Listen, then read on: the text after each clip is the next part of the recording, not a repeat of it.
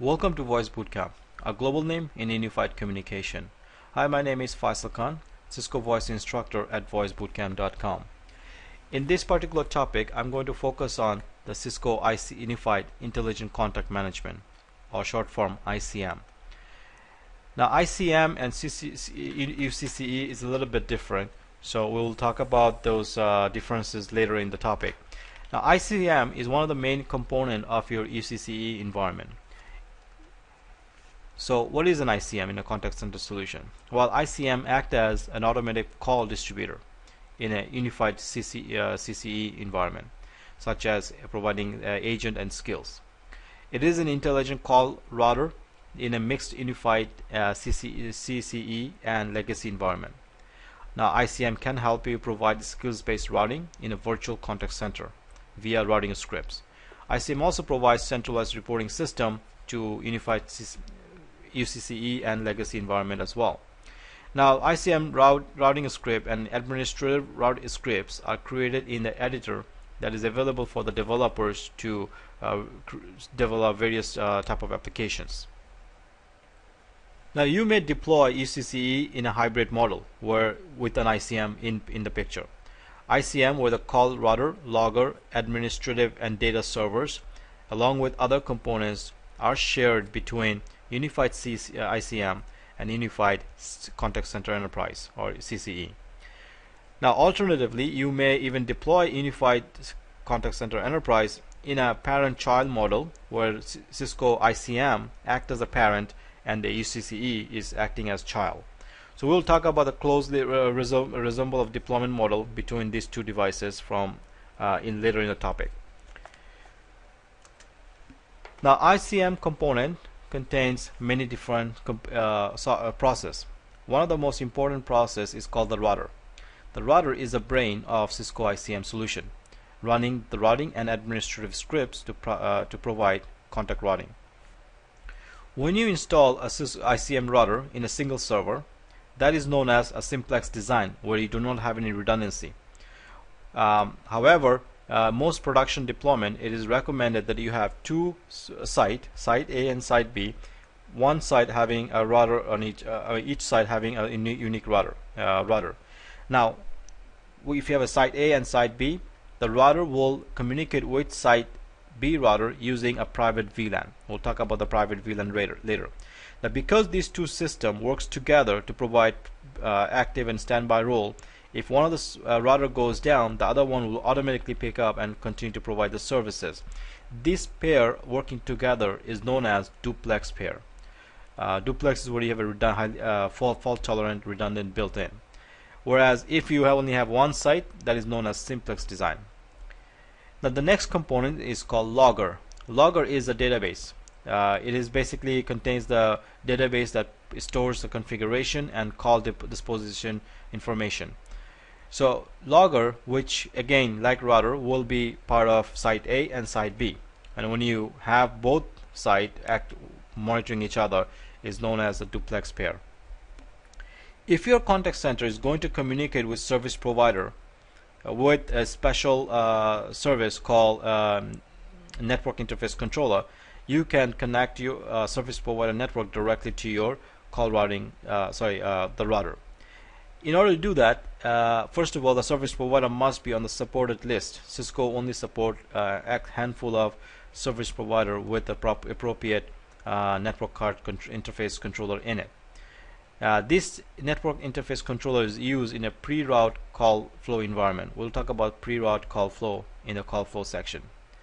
Now, if you want the ICM to talk to call manager, or you want the ICM to talk to Cisco Voice Portal Server (CVP), well, you need an external device, and you need an extra device or process in the middle. That process is called peripheral gateway, or PG. A PG again will be part of site B and site A to provide duplex pair, is used to allow ICM to communicate with third party. All communication will go through PG, so that PG can convert that to a language that the ICM can understand.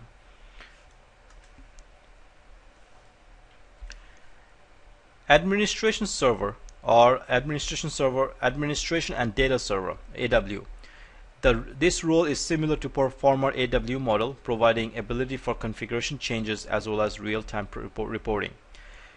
Some AW will run a SQL Server 2005 and may keep a partial copy of the logger database.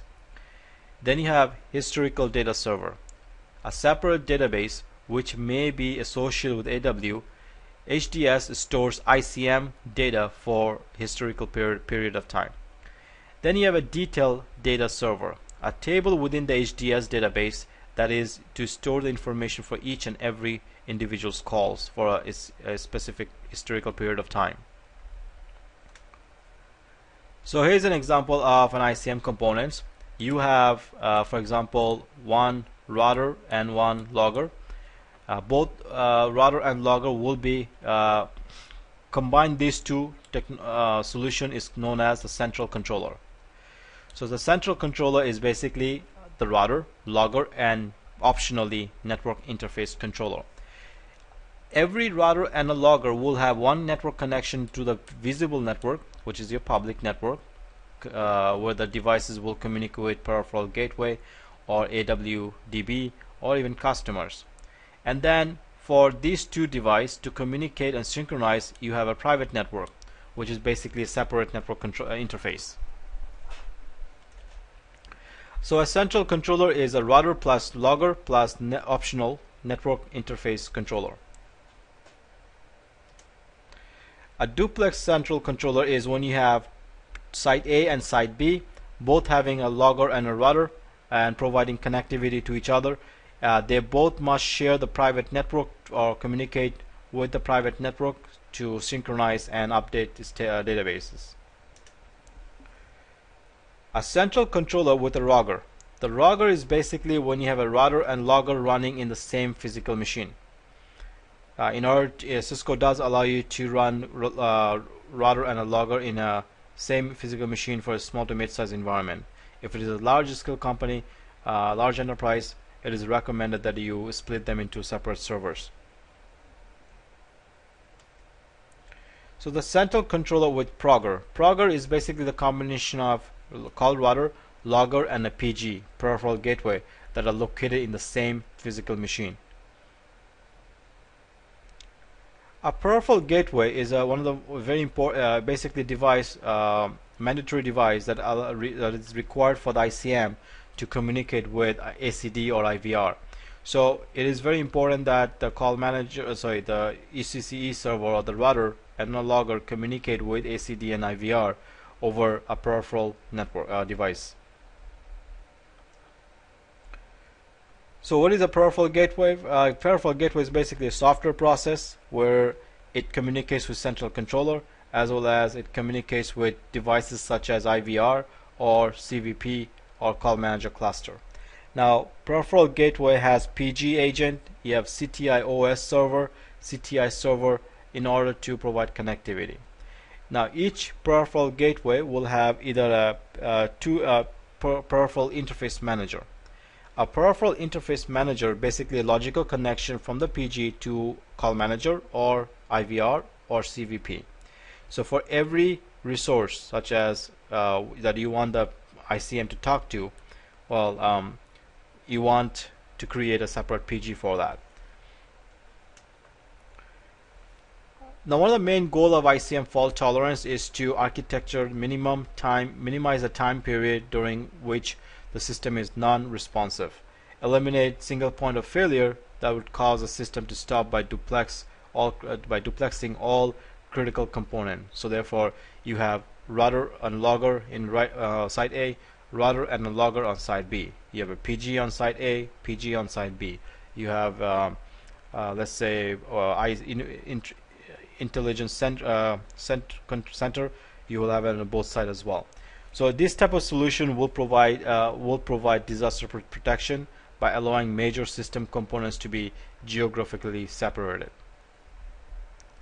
On a continuation of fault tolerance, the ICM software uses two types of fault tolerance: hard standby. In the event that the primary process fails, such as the router, the backup process is activated and takes over.